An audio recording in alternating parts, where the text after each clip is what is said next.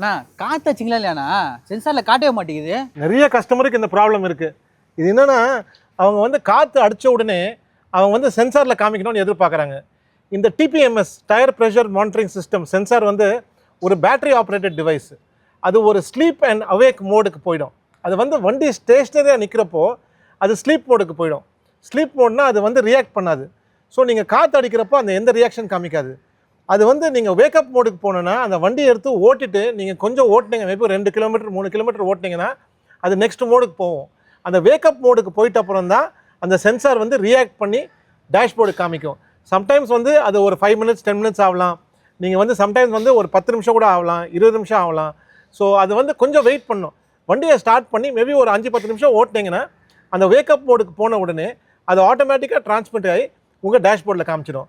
நிறைய கஸ்டமர் வந்து கேட்குறாங்க, டயர் மாட்டி பஞ்சர் போட்ட உடனே கேட்பாங்க, வெளியே போயிட்டு உள்ளே வந்துடுவாங்க, சார் என்ன சார் இன்னும் லோ ப்ரெஷர் காமிக்குதுன்னு.